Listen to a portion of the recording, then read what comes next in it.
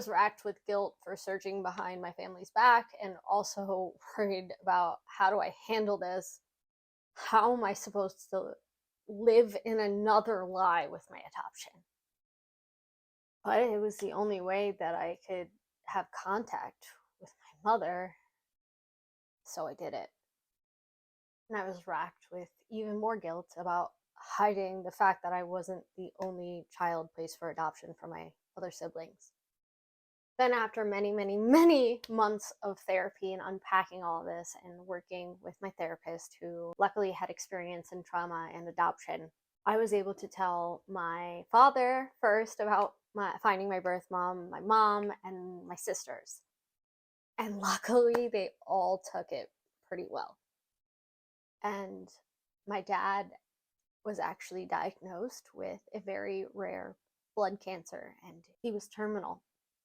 And that was one of the reasons why I was really set on investigating, because I was about to lose a parent and I didn't know what to do. I just couldn't get it out of my head that if I don't search now, I might lose another parent before I even have a chance to know her. And unfortunately, my father passed away before I got to meet my mom and share that with him.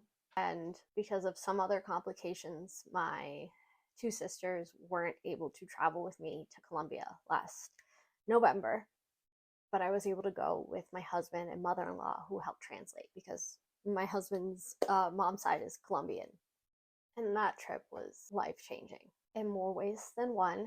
But I did find out that my birth mother was in several abusive relationships, and my biological father was one of those men, and that's one of the reasons why I was placed for adoption. And all throughout this time, I had very open communication with my adoptive parents, and there was a lot of anger and frustration and sadness throughout the whole thing. And we argued, we yelled, we cried, but most importantly, we healed.